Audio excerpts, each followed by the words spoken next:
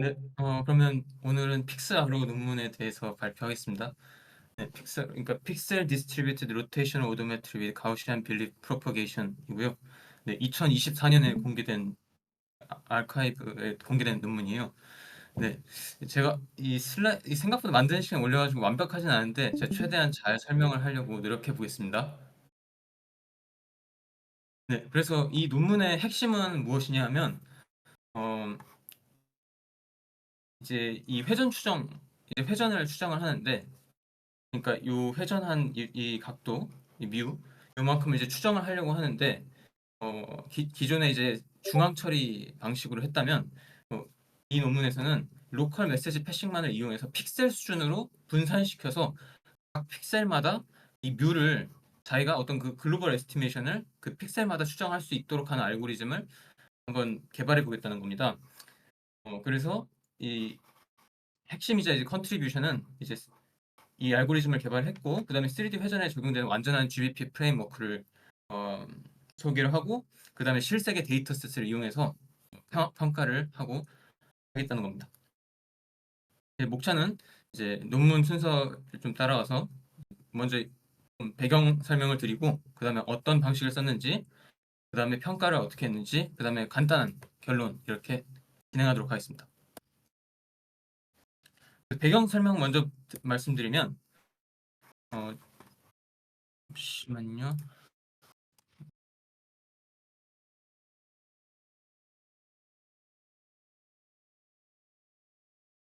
네. 그래서 이제 비전 알고리즘들이 이제 하드웨어 가속으로 이제 옮겨가는 추세입니다. 이제 그 GPU 같은 걸로. 그래서 이 문제 같은 경우에는 이제 다이렉트 프레임 투 프레임 회전 추정 문제를 다루는데 이제 기존에는 옵티컬 플로우라든지 아니면 다이렉트 이미지 얼라이먼트란 이런 기법들이 있었고 이런 기법들도 다 이제 GPU나 이런 데서 돌리게 되고 연구가 되고 있는데요. 이런 기법들은 이제 이 하드웨어 가속은 이제 작업 병렬화는 해줄 수 있는데 결국에 이제 조인트 추정 자체는 다 CPU로 보내서 거기서 하게 되니까 어, 조금 이 연구하고는 약간 다른 면이 있어요. 그러니까 이 정보들을 다 이제 CPU로 보내서 이제 취합을 하는 것이죠. 근데 이제 FPSP에 대한 저희가 얘기했던 그 카메라 있지 않습니까? 새로운 이미징 디바이스에 대해서는 연구는 아직 좀 적은 편이에요. 근데 예를 들어서 이제 저희가 그 빅VO가 저희 스터디 때 소개가 됐었는데 SPSP가 특징을 추출해서 이제 나머지 정보는 이제 CPU로 보내서 음, 처리를 하잖아요. 근데 이제 이런 연구들 저희가 계속 여태까지 스타디를 해왔던 이런 논문들을 보면은 일단 FPS 하드웨어 한계 뭐이 프레임 속도 엄청 빠르다든지 이런 하드웨어 한계에 맞춰서 아 이걸 어떻게 해야 되지 하고 이제 알고리즘을 디자인을 한 그런 형태잖아요.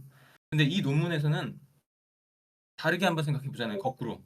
그러니까 픽셀 수준에서 글로벌 모션을 추정하려면 어떻게 하면 최고의 알고리즘, 최고의 방법을 떠올릴 수 있을까를 먼저 생각을 해보고 그 다음에 여기서 얻은 통찰을 통해서 이 하드웨어를 어떻게 만들면 좋겠다 하는 걸 생각해 보자는 거예요.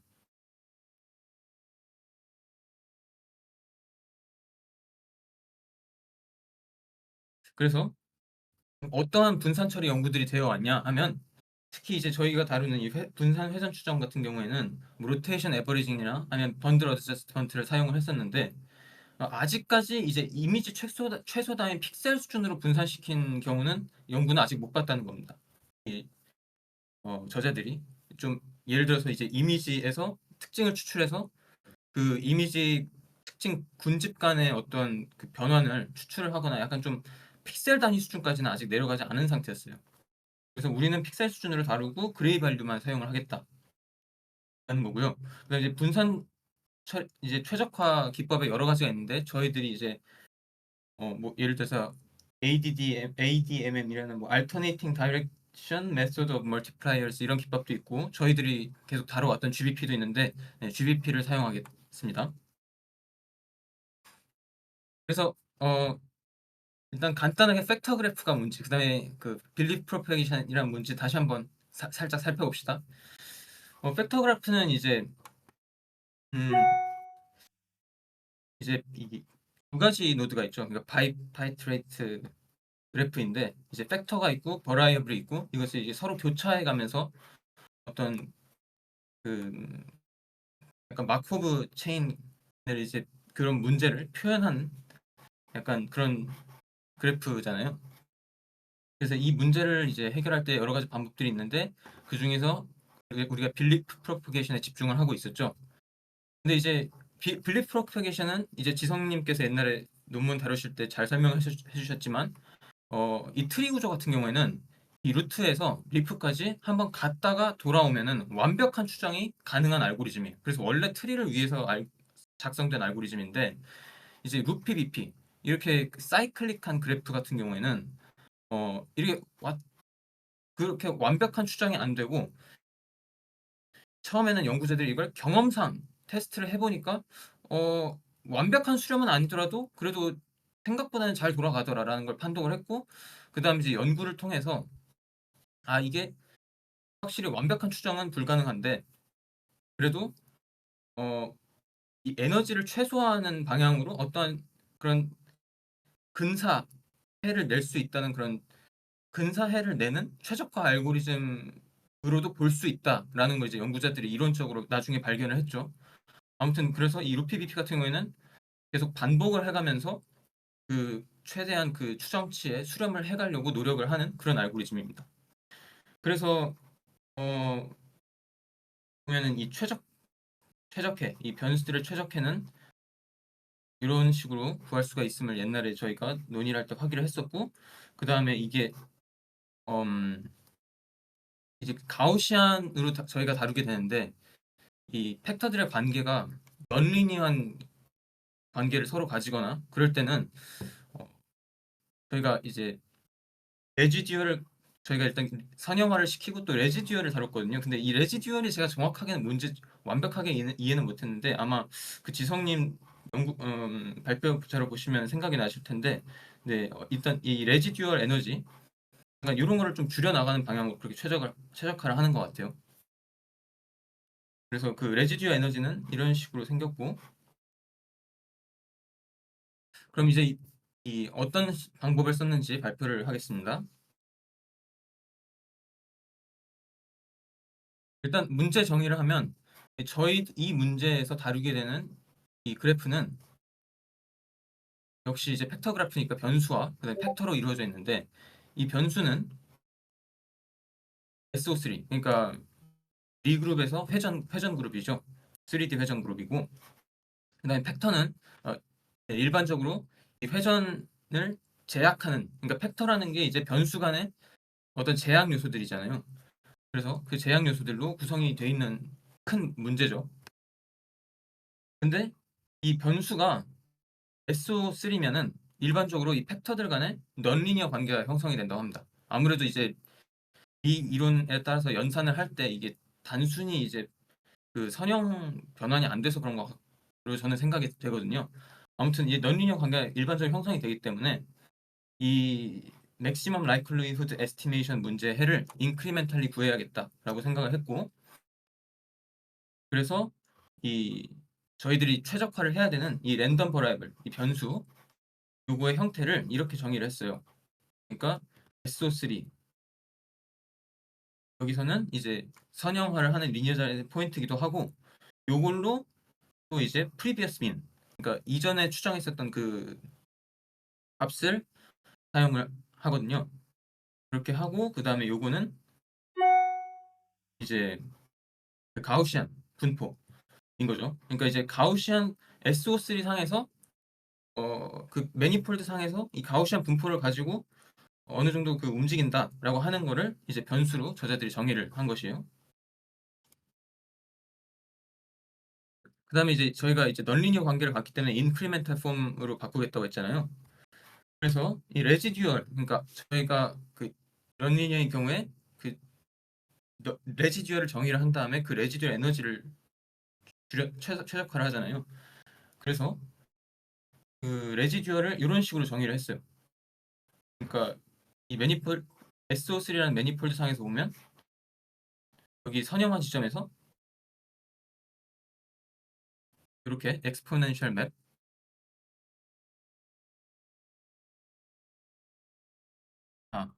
네, 고맙습니다. 그래서 이런 식으로 레지듀얼을 정의를 해놓고 에너지는 그럼 이렇게 정의가 되겠죠. 그리고 편의를 위해서 연산을 하나 정의를 했어요. 그러니까 저희가 일반적으로 알고 있는 이 엑스포넨셜 맵이랑 좀 더 확장을 해서 이 네모난 거를 정의를 했는데 요거는 이제 잘 살펴보면은 이 그림으로 완벽하게 표현은 안 되지만 이런 의미. 그러니까 이렇게 타우만큼 이동을 하고 엑스포넨셜 맵을 하고 그다음에 이 같은 방향은 아니겠죠. 그렇지만 어떤 그 가우시안 분포를 가지고 한 번 더 익스포넨셜 맵을 하니까 이 정도 회전을 하고 또 이 정도의 불확성성이 불확 불확실함이 있다 이런 거를 이제 표현을 하는 거죠. 네, 그러니까 다시 한번 말씀드리면 이 매니폴드 상에서 그 이 선형화 지점에서 타워만큼 이동을 하고 거기서 또 분산만큼 이동한 거를 이제 정의를 하는 그런 연산이에요. 그리고 이제 GBP 스텝 같은 경우에 저희가 세 개가 있잖아요. 팩터 투 버라이블 메시지랑 버라이블 투 팩터 메시지랑 그 다음에 버라이블 자체 업데이트가 있었죠. 세 단계가. 근데 기존 방법과 다르게 이 연구에서는 두 단계만 번갈아가면서 수행을 한대요. 그래서 이 메시지 팩터 투 버라이블 메시지를 하고 그 다음에 이 변수를 다시 업데이트하는 걸 하고 이 변수 투 팩터 메시지 같은 경우에는 필요에 따라서만 실행을 한다고 합니다. 그러니까 기본적으로는 이 두 개만 번갈아 가면서 계속 수행을 하는 거고요. 이 팩터 투 베리어블 메시지를 로컬 프레임에 저장을 했다가 리니어라이제이션 포인트가 변경되면은 아까 우리가 정의했던 이 연산으로 업데이트를 한대요. 네.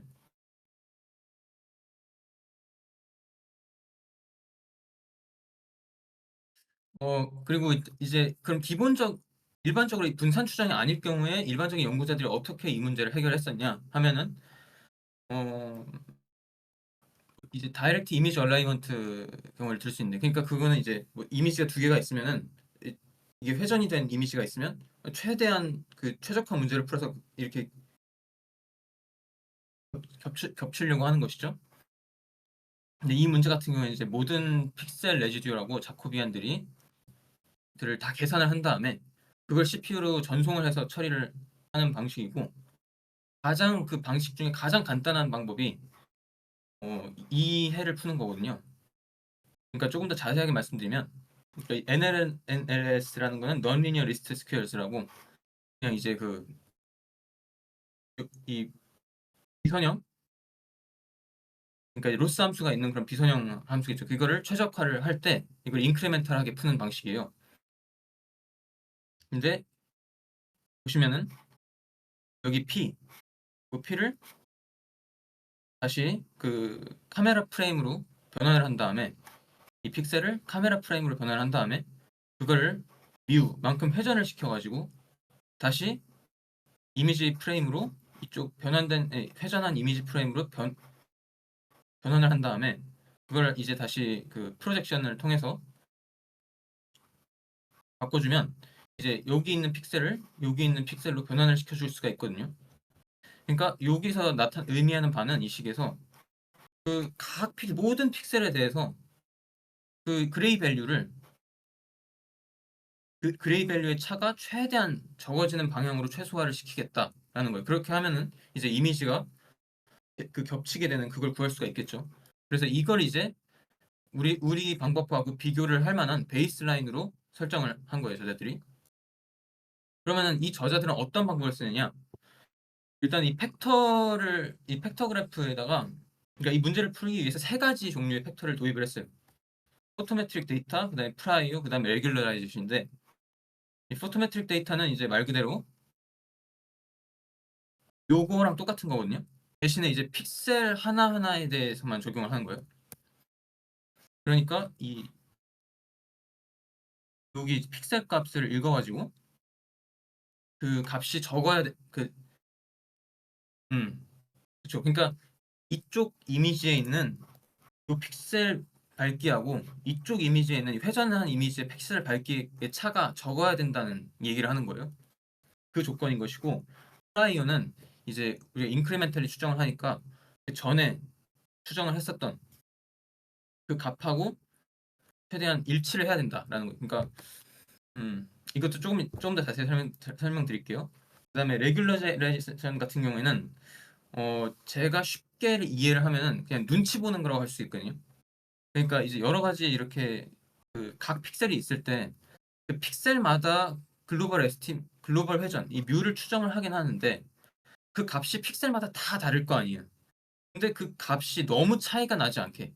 그러니까 네, 맞습니다. 이 뮤가 여기에 있는 이 회전, 이 이미지 자체 회전한 그 값이고 이 그러니까 이 각 픽셀마다 이 뮤를 다 추정을 할 거예요. 근데 이 뮤가 각 픽셀마다 너무 다르지 않게 그 콘센서스, 그러니까 서로 동의를 할 수 있게 콘센서스를 할 수 있게끔 해주는 그런 팩터인 거거든요.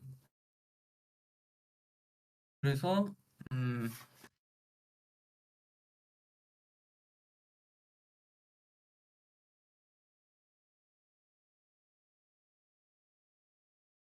일단은 조금 더 설명을 드릴게요. 네. 아무튼 이 방식 중에서 제일 중요한 거, 제일 드라이빙 팩터가 되는 거는 요거 포토메트릭 데이터예요. 그러니까 그, 그 팩터 간의 밝기차가 최대한 다 똑같아야 된다라는 걸 기존 제일 중요한 요건으로 두고 이 나머지 두 개를 추가를 한 것이죠.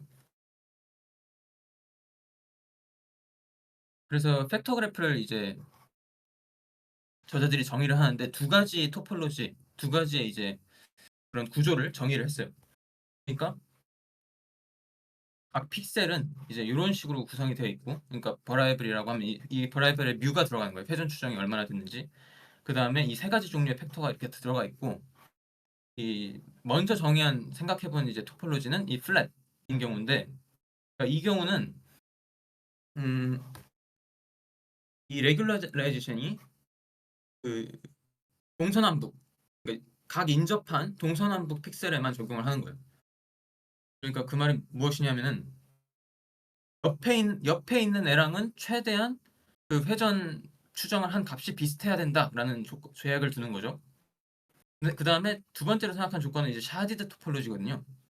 이건 뭐냐면 어, 여기 두 가지 변수가 있는데 여기 1층에 레벨 0에 있는 애들은 포토메트릭 버라이블이라고 부르고 나머지 레이어에 있는 애들은 샤디드 베리애블이라고 저자들은 정의를 했거든요. 그러니까 이 포토메트릭하고 샤디드 베리애블 차이는 뭐냐면 유일한 차이가 이제 포토메트릭 같은 경우는 이 포토메트릭 값, 그러니까 픽셀 값에 접근을 할 수가 있다는 거예요. 그러니까 이제 포토메트릭 데이터 팩터가 들어가 있게 되고 그래서 요거는 똑같은데 이제 이 동서남북 이 레귤라이제이션 할 때 동서남북으로 하지 않고 다음 레이어를 해가지고 약간 슈퍼바이저, 약간 좀 높은 사람이 아랫사람을 관리한다, 약간 그런 개념 느낌이에요. 군대식 구조라고 해야 되나? 네, 그래서 이 레귤라이제이션은 이거를 바이 2로 다 타일로 분해를 해요. 그러니까 요렇게 요렇게 분해를 하고 이 이 2x2에 있는 타일을 여기 있는 레귤라이제이션을 모아가지고 다시 이렇게 하나 둘 셋 넷으로 하고 또 거기에 해당하는 또 레귤레이션 팩터를 하나 두고 그래서 총 다섯 개가 되는 거고 그 다음에 여기서 이게 다시 2x2니까 이렇게 다시 또 뽑아와가지고 네 개로 하고 네 이런 식으로 돼 있어요. 그러니까 이 저자들이 왜 이렇게 생긴 거를 고안을 했냐고 얘기를 하냐면 이 팩터 그래프 같은 경우에는 이 콘센서스를 이루려면 그러니까 멀리 있는 픽셀, 멀리 떨어진 픽셀의 정보를 파악을 하려면 이 그래프가 되게 멀리 있잖아요. 그러니까 그래프가 되게 보시면 되게 사이클릭하잖아요. 루피. 유럽 엄청나게 그 루프가 많은 구조인 거고 이 여기 있는 정보가 여기까지 전파가 되려면 굉장히 오랜 아이터레이션이 걸리겠죠. 근데 이렇게 샬디드 토폴로지 같은 경우에는 슈퍼 픽셀이라고 말씀해 주셨는데 제가 이건 잘 모르겠지만 끝나고 한번 말씀해 주시면 좋을 것 같습니다. 네, 이 샬디드 토폴로지 같은 경우에는 어, 이 멀리 전파를 할 필요가 없다는 게 좀 더 빠르다는 거. 그러니까 바로 올라가가지고 이렇게 가서 뭐 이런 식으로 이 거리가 짧아진다는 거고 그 다음에 이렇게 루피한 형태가 아니라 거의 트리 구조에 가깝게 된다는 거예요. 이 팩터그래프의 구조 자체가. 그리고 아까 말씀드렸듯이 팩터그래프가 그 트리 구조일 때는 그 수렴이 좀 더 빠르다고 했었잖아요. 루피 할수록 더 오버 컨피던트 된다고 그때 지성님께서 발표를 해주셨었죠. 성능이 안 좋아진다. 점점 그거에 대해서도 조금 이따 좀 더 말씀을 드릴게요.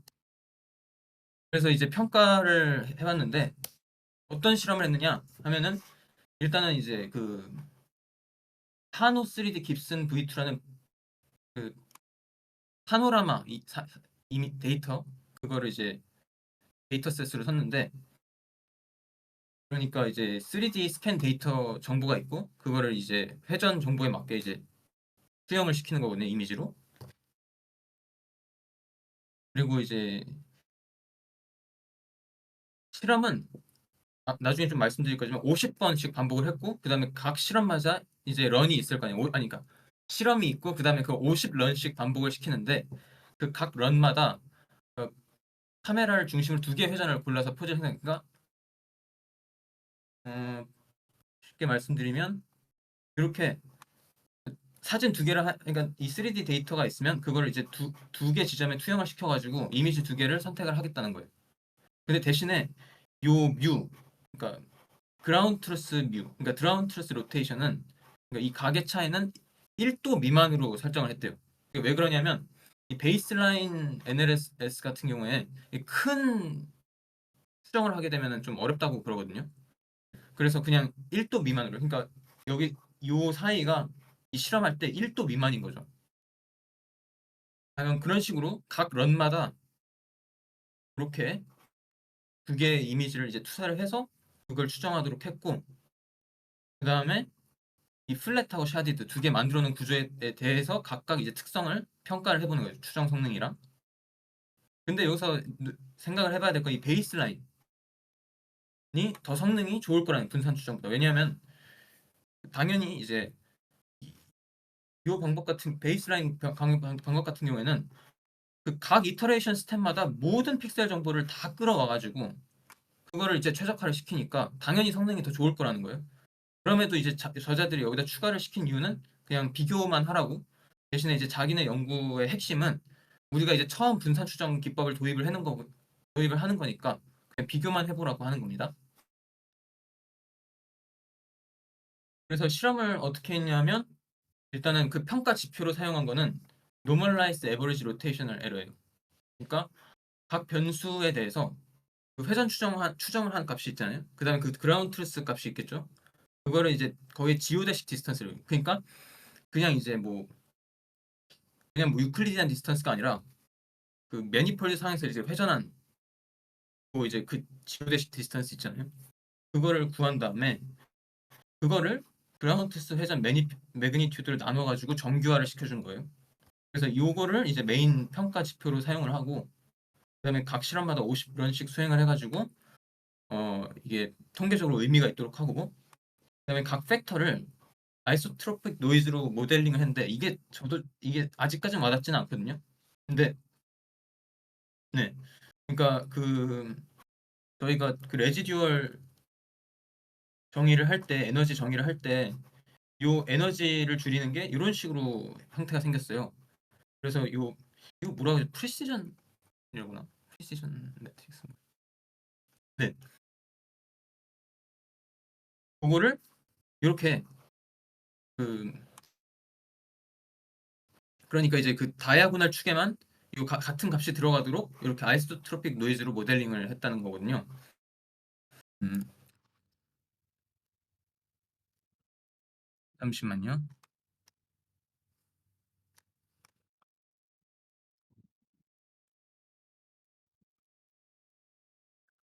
근데 이게 원래는 이 팩터 노이즈를 정하는 방식이 원래 이제 실험을 엄청나게 많이 한 다음에 그 실험 데이터를 통해서 그다음에 그 노이즈를 분석을 하고 그다음에 여기다가 적용을 그 문제에다가 그러니까 이 값을 그러니까 이 팩터라는 것들은 이제 실험적으로 다 실험을 한 다음에 정해서 결정이 되는 거라는 거예요, 원래는. 그리고 토폴로지에 원래 독립적이에요. 그러니까 토폴로지라는 거는 요거 저희가 만들어 놓은 이 토폴로지하고 독립적으로 결정이 돼야 되는데 이 저자들이 실험을 해본 결과 이 노이즈를 두 컴퓨터 그러니까 플랫하고 샤디드에 둘 다 똑같이 설정을 하면은 굉장히 다른 성능을 보였대요.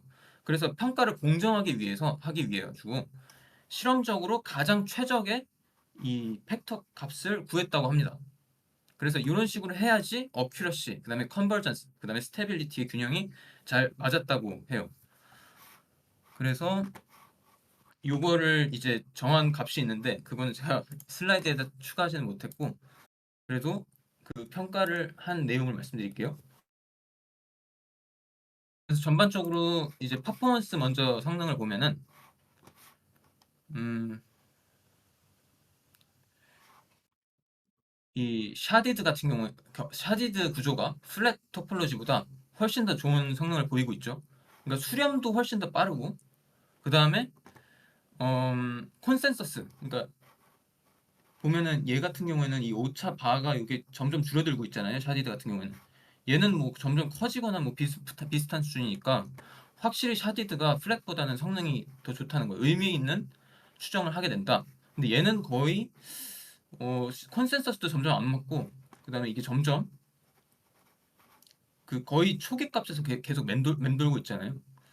그렇다는 거고 아까 말했듯이 그다음에 이 센트럴라이즈라는 게 그 NLS 그 추정이거든요. 그러니까 아까 말했듯이 이게 확실히 성능이 더 좋긴 한데 이건 그냥 단순히 베이스라인이란 뿐이고 네 그래도 이 샤디드는 거의 이제 굉장히 좋은 추정을 결국에는 하게 된다 이렇게 얘기를 하고 있어요. 그 다음에 이제 그 포토메트릭 데이터하고 레귤러제이션 팩터의 그 균형을 살펴볼 건데요. 그러니까 포토메트릭 데이터가 사실 이제 드라이빙 팩터라고 했었잖아요. 근데 이제 레귤러라이제이션 그 값을 조정함에 따라서 얼마 어떻게 성능이 바뀌느냐. 그러니까 아까 전에도 말씀드렸듯이 레귤러라이제이션이라는 거는 쉽게 얘기하면 눈치라고 볼 수 있거든요. 그러니까 서로 서로 눈치를 보면서 아이 추정이 다 비슷해야 돼라고 이렇게 계속 얘기를 하는 거예요. 그러면은 요거를 눈치라고 생각하고 생각을 해보면 자 그래서 이, 이 실험을 할 때는 그 포토메트릭 데이터하고 그 프라이어 팩터 그 두 팩터의 그 시그마는 고정을 해놨었고 그다음에 이 레귤라이제이션 팩터만 조정을 하면서 실험을 한 거거든요. 그러니까 어, 로, 미드, 하이 이렇게 세 가지로. 근데 이 높은 레귤러라이즈 그 플랫 경우를 먼저 살펴봅시다. 플랫이 이제 왼쪽인데 여기서 높은 레귤러라이징 경우 이게 눈치를 굉장히 볼 경우에는 어, 서로 서로 그냥 픽셀들 간에 아 이게 추정값이 다 비슷해야 되라고 너무 이렇게 강박을 가지니까 애가 초기 값에서만 그냥 맴돌게 되는 거예요. 근데 그렇다고 너무 눈치를 안 보고 그냥 각 픽셀들이 다 너무 마이웨이면은 뭔가 추정은 한 일부 픽셀 같은 경우에는 좀 추정을 하는데 얘네들끼리 이제 의견이 안 맞는다는 거예요. 콘센서스가 안 이루어지는 거예요. 그리고 흥미로운 거는 이 레귤레이션 중간 정도로 했을 때는 이 막 이 이 콘센서스랑 그다음에 이 추정값이 계속 왔다 갔다 하는 굉장히 불안정성이 생긴다는 걸 발견을 했대요. 그러니까 요거는 이제 저자들이 나중에 설명하기로는 좀 더 설명을 할 텐데 이게 아마 루피 그래프 이 플랫 같은 경우에 루피하기 때문에 이웃 변수로부터 잘못된 피드백을 받아가지고 변수 추정이 엉망이 된 거다 이렇게 얘기를 하거든요. 이거 조금 더 말씀을 드릴게요. 나중에. 그다음에 샤디드 같은 경우에는 어, 이 연구에서는 총 8층까지 있었는데 거기서 이제 세 가지 층만 보여줬거든요. 그러니까 각 층마다의 평균을 표시를 해준 거예요. 근데 결론을 보면은 어, 이 높은 층, 그러니까 아까 여기서 보면은 여기가 높은 층이겠죠. 이게 최고 높은 층이고 이게 제일 낮은 층이고 근데 높은 층 같은 경우에는 낮은 층보다는 조금 이렇게 느리 수렴이 느리다. 그러니까 좀 레깅이 된다라고 라는 결과가 나온 거예요. 그러니까 이거는 왜냐하면은 이 높은 층이 약간 슈퍼바이저 같은 느낌이잖아요. 그러니까 이 서로 다른 정보들을 얘네들이 다 가지고 있을 텐데 그거 의견을 다 취합을 해가지고 이 중간을 찾아가면서 좀 그 관리를 해주는 애들이다 보니까 이 모든 정보를 좀 다 받아들여서 이 의견을 취합해서 이렇게 적당 값을 내는데 시간이 좀 걸리게 되는 거예요. 그러니까 이 수렴이 좀 늦어지게 되는 거고 대신에 이 저자들이 발견을 한 거는 하이 레귤러레이션 그러니까 레귤러레이션 팩터를 높이 한 경우에는 강하게 한 경우에는 이 차이가 이 레깅하는 차이가 별로 경향성이 거의 나타나지가 않게 되더라. 그리고 거의 이제 로컬 패싱, 로컬 메시지 패싱 기법만으로도 거의 이제 센트럴라이즈드처럼 작동한 느낌이, 그러니까 네, 그러니까 거의 이제 이 서로 분산값이 다 다르지 않게 굉장히 이제 거의 이거는 그 중앙 처리한 느낌이 들지 않냐 이렇게 얘기를 하고 있고요. 그 다음에 스테빌리티에 대해서 살펴볼게요. 음, 네. 그러니까 요거는 그 저희가 요거를 이 현상을 조금 더 연구해 본 거라고 보시면 되는데, 여기서 중간으로 했을 때 이 플랫 구조 같은 경우에는 좀 이 불안전성이 있었잖아요. 그래서 요거를 조금 더 연구를 해봤는데, 이게 저자들 생각에는 아무래도 이 루피 구조인 그래프인 경우에는 좀 더 오버 컨피던트 하다고, 우리가 그 저번에 지성님 강의에서도 그렇게 나왔었잖아요. 그러니까 음 실제로, 그러니까 이 오버 컨피던트가, 그러니까 추정에 대한 이게 잘못 추정을 한 거죠, 결국에는 오버 컨피던트라는 게. 그러니까 이게 서로 잘못된 피드백을 줘가지고 추정이 엉망이 된 거라고 평가를 하는데, 그거에 한 저자들이 그래서 오버 컨피던스가 아마 문제가 아닐까라고 이렇게 추론을 하고 그 증거로서 제시한 거거든요. 그러니까 이제 샤디드 같은 경우에는 어, 이 레귤러라이제이션 레벨을 다 다르게 해도 플랫보다 항상 높은 이제 언서튼티를 보이잖아요. 그러니까 이게 확실히 플랫 구조가 더 오버 컨피던트를 하구나라는 걸 보여주는 그림이에요, 이게. 그래서 그럼 이 불안전성을 좀 어떻게 하면 줄일 수 있을까 하면, 이 그러니까 프라이어 팩터를, 그 값을 좀 조정함을 통해서 완화를 할 수는 있대요. 그러니까 어, 이 분홍색이 프라이어 팩 이 값이 작을 때는 이렇게 막 엄청나게 요동을 치는데, 작아지면은 좀 안정화가 되잖아요. 대신에 수렴은 느려지게 된다는 거예요. 아무튼 이거는 요 현상을 이 불안전성 현상을 좀 더 조사한 결과로 보시면 되고, 마지막으로 이제 노이즈에 대해서는 어떻게 반응을 하느냐를 살펴봤는데, 이 실험을 할 때는 이 이전 실험까지는 다 노이즈가 없는 이미지에서 실험을 했거든요. 여기서는 이제 어, 제로 민 가우시안 노이즈로 오염을 시켰어요, 이미지를. 근데 확실히 당연히 완전히 깨끗한 이미지보다는 성능이 떨어지겠죠. 그러니까 네, 여기는 보시면은 뭐 이렇게 굉장히 뭐 0.2 밑으로까지 내려가고 이러지만은 보면은 확실히 좀 성능이 좀 떨어졌잖아요, 둘 다. 떨어지기는 했는데 흥미로운 거는 이제 샤디드가 항상 그래도 우세하더라 라는 거고요. 네, 여기 나와 있었네요. 그러니까 노이즈가 아예 0인 경우에는 여기까지 내려갔었는데, 노이즈를 높이면서 이 샤디드 같은 경우에는 성능이 떨어지게 되고, 플랫 같은 경우에는 이게 사실 조금 다르긴 한데, 그러니까 노이즈를 오히려 그러니까 이건 좀 정정을 할게요. 노이즈를 오히려 추가를 하면은 성능이 조금 더 개선이 되는 현상이 벌어지거든요. 그래서 이게 좀 흥미로운 현상이라고 얘기를 하는데, 음, 저자들이 얘기를 한 거는 아마도 이 현상이 이 이미지가 노이즈가 생기면서 오버 컨피던스를 방해를 해서 회방을 놔서 그런 것 같다라고 얘기를 합니다. 그러니까 네, 이 추정해 놓은 값을 네,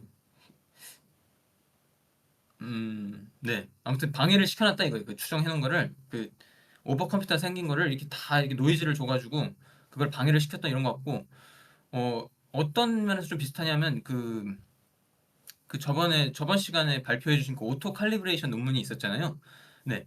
그 논문에서 메시지를 랜덤하게 드랍하는 기법이 조금 더 성능을 높였다는 내용이 있었거든요. 그래서 아마 그거랑 좀 비슷하게 이렇게 교란을 좀 주면은 그 플랫이 좀 성능이 높아지는 것 같은 경향성을 보이는데, 아무튼 결국에 이 샤디드 같은 경우가 플랫의 구조보다 훨씬 더 높은 성능을 보이더라 하는 것이 결론입니다. 그래서 최종적으로 짧게 결론을 말씀드리면 어, 이제 우리가 아는 한 최초로 이제 로컬 메시지 패싱만을 이용해가지고 픽셀 수준으로 분산 처리가 가능한 회전 추정 알고리즘을 개발을 해냈고, 우리가 이 알고리즘을 소개한 거는 이제 회전 추정에 적용을 했기는 한데, 일반적인 글로벌 분산 추정 문제를 픽셀 수준으로 분산을 해서 다루는데 이러한 그 조금 더 우리가 좀 의미 있는 분석을 해놨다라는 거고, 그 다음에 미래에 이제 알고리즘하고 이미지 기계를 다 같이 동시에 서로 양쪽을 다 생각을 해가면서 디자인을 하는 그 흥미로운 연구 방향을 제시한다고 할 수 있겠다라고 얘기를 하고 있습니다. 제 발표는 여기까지였습니다. 네, 이게 약간 조금 내용이 제가 좀 왔다리 갔다리 말해가지고 조금 헷갈리셨을 수도 있는데, 네, 궁금하신 내용이나 좀 틀린 점 있으시면 말씀해 주시면 제가 최대한 답변해 드리도록 하겠습니다. 고맙습니다.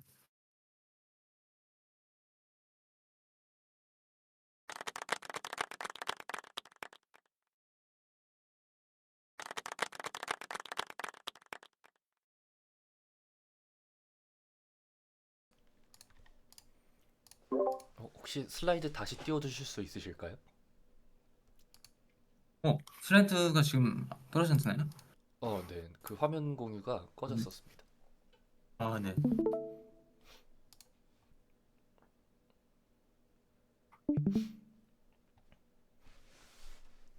음, 이 논문 이 부분이 제일 신기한 것 같아요. 이 플랫 토폴로지랑 샤디드 토폴로지랑. 네, 이게 그게 약간 트리 구조를 가진다는 게 진짜 좀 흥미로운 생각이었던 것 같습니다.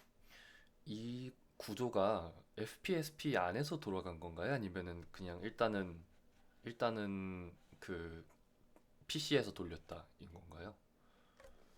아, 네. 제가 그거를 까먹고 말씀 안 드렸는데, 네.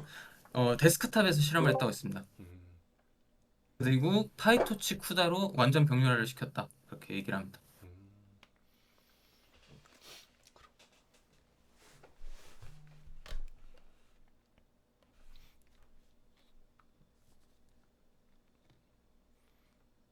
아까 그 여기 프라이어라고 되어 있는 게 이게 이전 프레임에서의 모션을 프라이어로 준 건가요? 어, 네, 제가 수식을 완벽하게 이해하지는 못했는데 제 생각엔 그렇거든요. 그러니까 음, 네, 프라이어 자체가 이렇게 생겼고, 네, 여기에 음, 이제 이전 값을 주는데, 요거를 사실은 제가 논문을 완전히 지금 다 수식을 다 가져오지는 못했지만은, 요게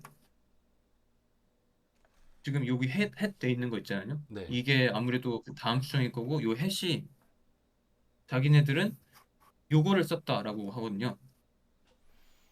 음, 그러니까 네, 논문에 적혀 있기로는 네, previously known 어, 네, 그렇게 돼 있어요. 그러니까 이전 추정 값을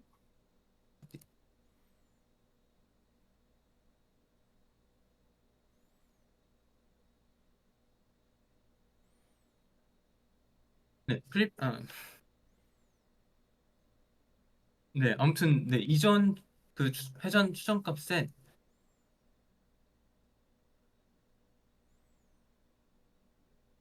계속 뭔가 지나가는 것 어, 같은데. 이게 이상하게 안 나오네요. 근데 네, 너무 나오려나?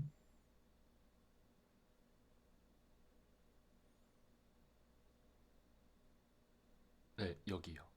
아, 여기 있다. 네, 그러니까 여기서 요거를 이렇게, 그러니까 previously known mean of variable 이라고 요거를 이제 guess로 했다, 이렇게 말을 하고 있습니다. 그래서 제 생각에는 네, 이전 스텝에서 네, 이게 저도 알고리즘이 조금 복잡해가지고 완전히 이해는 못했는데, 네, 이전 스텝에서 추정한 그 평균 값을, 그러니까 리니어라이징 포인트를 여기다가 넣고 그걸 프라이어로 쓰는 것 같아요. 그러니까 느낌으로만 보면은 그 그러니까 원래 이 프라이오 제가 논문을 좀 거기서 얘기하는 바를 느껴보면은 그러니까 이 포토메트릭 데이터만 원래 써도 되는데 이거를 썼을 때 굉장한 노이즈가 발생을 했다고 하거든요. 그리고 그 노이즈의 원인이 음,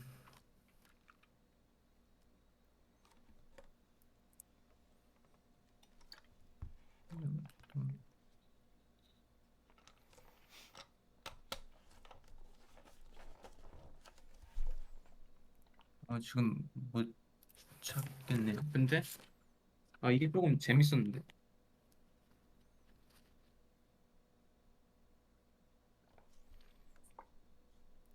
근데 지금은 네, 지금 못 찾겠. 여기 있다. 그러니까 이제 그냥 이제 요것만 썼을 때는 그냥도 노이즈가 있을 수가 있고 그다음에 그 스몰 컨버전스 베이징의 문제도 좀 있었고 그다음에 요 픽셀이 그러니까 여기 회전 추정할 때 요 각 픽셀이 그러니까 의미 없는 그냥 이제 텍스처리스 에얼리아를 볼 때가 있잖아요. 네. 그러니까 뭐 그런 경우에는 이 포토메트릭 데이터가 이제 완전히 그렇게 작동을 잘 안 해서 엄청난 노이즈가 발생을 한다고 하더라고요. 그래서 이 프라이어 같은 경우에는 그 저자들이 얘기를 하기로는 최적화 문제에서 컨벌 트러스트 리지온이라는 개념하고 비슷하다고 했거든요. 음, 그러니까 그 제 음, 생각에는 아마 이렇게 뭐 예를 들어서 그라디언트 디센트 같은 것들 할 때 이렇게 뭔가 그 확신 범위 뭐 그런 건 것 같은데 그러니까 제 생각에는 그 이전 추정 값에다가 좀 묶어두는 역할을 하는 것 같아요. 그 동네를 너무 벗어나지 않게 약간 좀 네. 그런 느낌을 받았어요. 좀. 그 뭔가 지금 생각했을 때는 그 콘스탄트 벨로시티 모션이라고 하나요? 갑자기 이름이 기억이 안 나네. 그 이렇게 포토메트릭 로스 써가지고 슬램에서도 포즈 추정할 때 많이 쓰는 기법이기는 하거든요. 그러니까 이제 네. 포토메트릭 로스가 그 저기 포토메트릭 데이터라고 적혀 있는 게 아까 말씀하신 네. 것처럼 이미지 하나가 있고 또 다른 이미지가 있으면은 그러면은 이 두 개가 이렇게 딱 얼라인 돼가지고 픽셀들마다 밝기값 비교해봤을 때 이 차이가 빵이 되도록 하는 그 회전값이 뭐냐를 찾는 게 그거잖아요.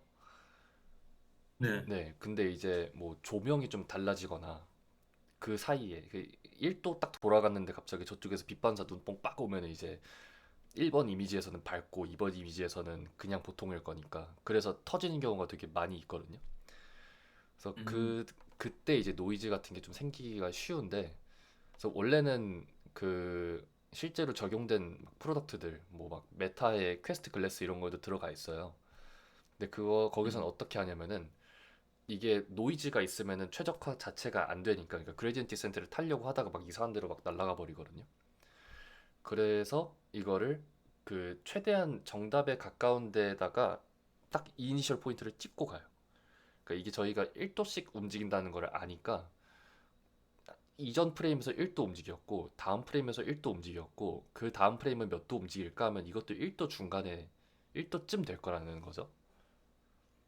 그러니까 그거를 프라이어를 삼아가지고 이니셜 포인트로 잡아갖고 포토메트릭 데이터 저거를 로스를 최적화하고 나면은 적당히 좋은 값이 나오는데 근데 우리가 지금까지 재왔었던 이 모션하고 일치하는가 해서 그거를 트러스트 리전 삼아갖고 혹시나 잘못 잡았을 경우에 이제 포토메트릭 데이터가 눈뽕 맞아갖고 갑자기 막 뭐 1도, 1도, 1도 갑자기 30도 막 이렇게 됐다 그러면은 30도 아니지.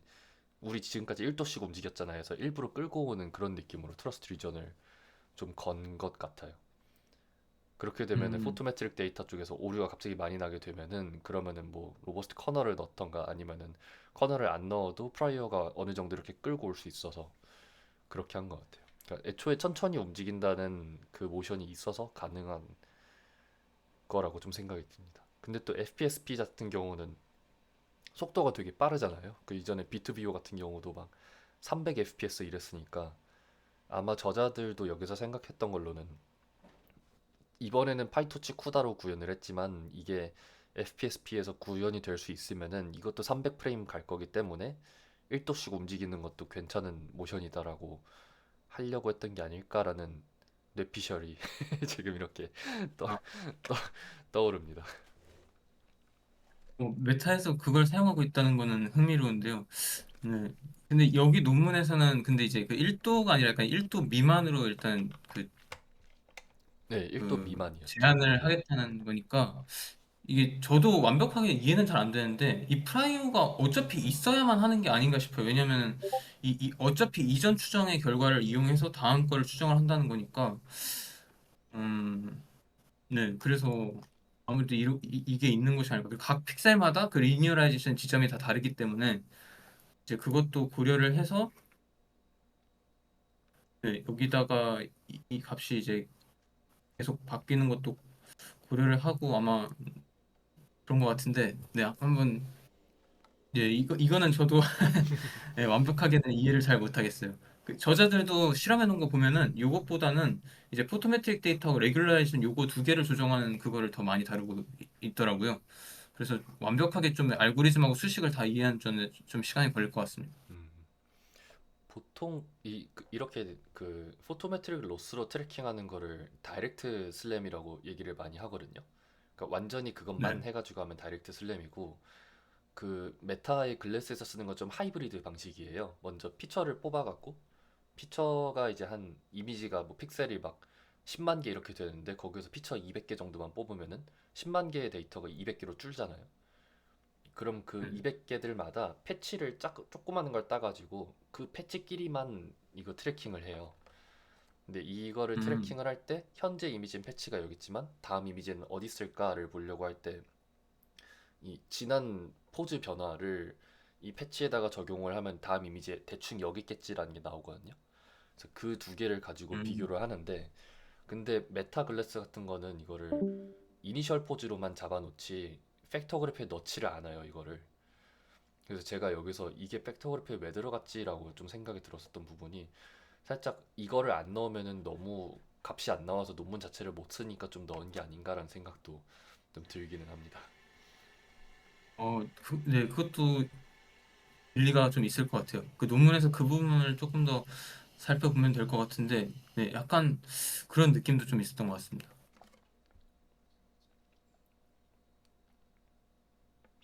음, 저거 샤디드 토폴로지가 좀 잘 되는 이유가 좀 궁금하기는 한데, 혹시 막 대각선 네, 이런 거에 대한 얘기는 없었었나요? 대각선이요? 혹시 대각선은 어떤 의미로 아, 말씀해 예. 주신 걸까요? 이거는 그냥 추론이기는 한데, 플랫 토폴로지 같은 경우는 지금 여기 제일 왼쪽 위에 있는 걸 보면은 오른쪽하고 밑에 거, 그리고 왼쪽, 그리고 위만 이렇게 닿잖아요. 그러니까 네. 동서남북하고만 되는데, 근데 이제 북동쪽이나 뭐 동남쪽이나 이게 아, 대각선으로는 안 되잖아요. 네. 네, 그래서 뭔가 거기서 생겨나는 로스가 있나라는 생각이 좀 들었었거든요. 네, 충분히, 네, 저도 약간 좀 그게 이게 좀 불편한 느낌이 들잖아요. 네, 네, 확실히 왜 대각선 쪽은 연결을 안 하냐. 저도 좀 그런 느낌이 있었었거든요. 근데 오히려 대각선을 연결하면은 더 루피해지고 그래서 더 성능이 떨어질 것 같아요. 음, 그러니까 결국에는 이제 이 샤디드 토폴로지의 저자들이 아예 그 좀 더 이,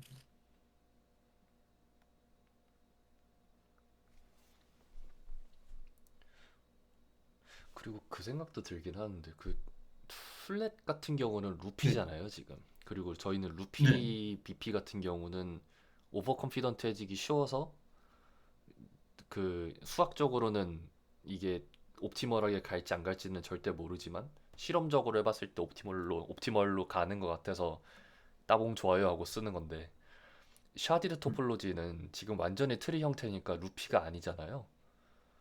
네. 그럼 저거는 수식적으로 옵티머를 구할 수 있는 건가? 라는 생각이 좀 들기는 하네요. 네, 저도 그게 조금 궁금해지네요, 지금 들으니까. 그러게요. 이게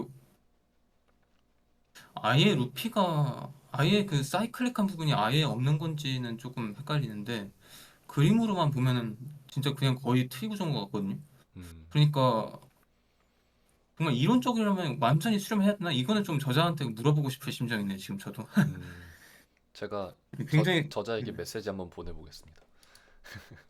네, 고맙습니다.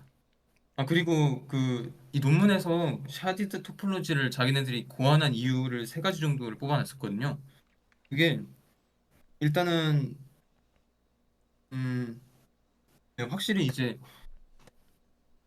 뭐 여기 있는 이쪽에 있는 픽셀하고 이쪽에 있는 픽셀하고 정보가 서로 전송이 될 때 얘는 이렇게 뭐 이런 식으로 다 타고 가야 되지만 얘는 이제 뭐 이런 식으로 좀 더 이제 정보 전송 패스가 짧다라고 그게 그래서 수렴 속도가 더 빠를 거다라고 생각을 했다고 하고요. 이 정보 전송의 이제 패스 자체가 좀 짧기 때문에 그리고 네, 저희들이 얘기를 한 대로 이게 아마 트리 구조라서 수렴 성능도 좀 더 좋을 것 같고 그리고 그냥 한 가지 흥미로운 사실도 저희들이 얘기를 했었는데 이 샤디드 구조 같은 경우에는 여기 0층에 있는 애들만 그 포토메트릭 버라이블이고 나머지는 다 샤디드 버라이블이라고 저자들이 정의를 했잖아요. 그래서 이 뒤에 있는 상위층들은 이 포토메트릭 그 정보 자체에 직접적인 접근을 못하기 때문에 정보 보안 측면에서 유리하다는 거예요. 어, 그러니까 네, 그러니까 여기 있는 애들은 이렇게 돼 있으면은 이게 다 이 모든 버라이블이 다 여기 접근을 하니까 뭔가 이 그림 자체를 읽어낼 수가 있겠는데 이렇게 돼 있으면 이쪽은 보완을 시켜줄 수 있지 않을까라고 생각을 하는 거고 한 가지는 또 하나는 만약에 이제 다른 센서 뭐 카메라 이외에 다른 센서를 쓸 경우에 어 경우에도 뭐 이런 식으로 좀 추가를 이 결합을 시켜줄 수 있지 않겠냐 하는 그 이유가 있더라고요. 음, 그렇군요, 그렇군요. 음, 네, 그래도 네, 아무래도 가장 큰 성능 향상은 이게 트리 구조라는 점 때문에 온다는 게 거의 기정사실인 것 같아요. 되게 흥미롭네요. 뭔가 저 레벨 제로, 원, 투 보는 게 뭔가 그 CPU 구조 보는 것 같아갖고 L3, L2, L1 캐시 보는 것 같아갖고 신기하다 이러고 보고 네, 봤습니다. 근데 뭔가 질문 너무 저만 던진 것 같아갖고 다른 분들도 혹시 질문 있으시면은 받으면 좋을 것 같은데요. 혹시 질문이나 아니면 수식 중에 좀 틀린 점이라든지 이해 안 가시는 부분이 있었을까요?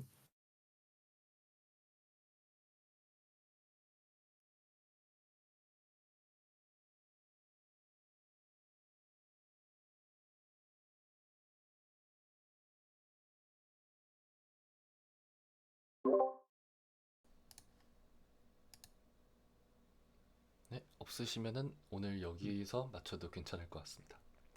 네, 혹시 마치기 전에 그 아까 슈퍼 픽셀이라는 걸 언급을 하셨었는데 그게 음, 어떤 식으로 연관이 되는 걸까요?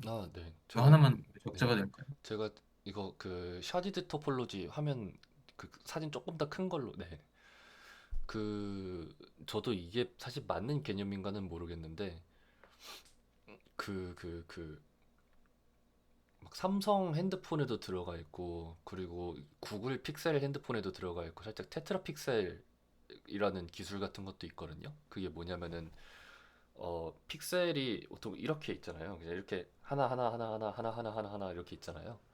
그리고 각각 픽셀이 다 다른 이제 빛들을 가져오고 그런 뭐 베이어 패턴 뭐 이런 거 있다라고 얘기를 하는데 붙어 있는 픽셀들이 이렇게 네 개로 붙어 있는 거를 여기에 들어온 값들을 다 받아서 얘네를 뭐 평균으로 만들어 버리면은 그냥 면적이 넓은 하나의 픽셀처럼 돼 버릴 수 있잖아요. 네 음, 개의 픽셀이 하나가 되는 거.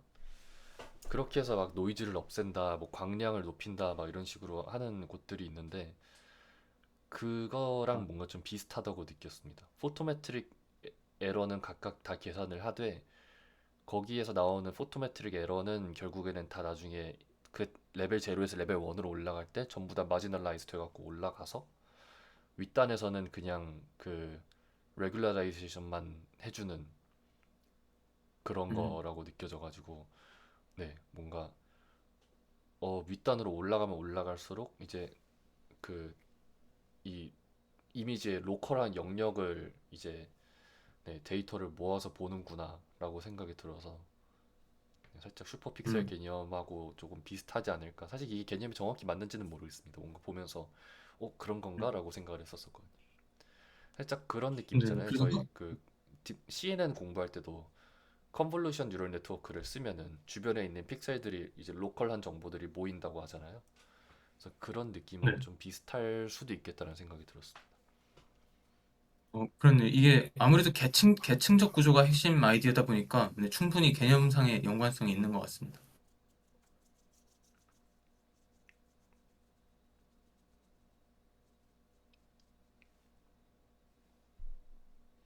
네, 그러면은 더 질문이 없으시면은 녹화를 종료하도록 하겠습니다.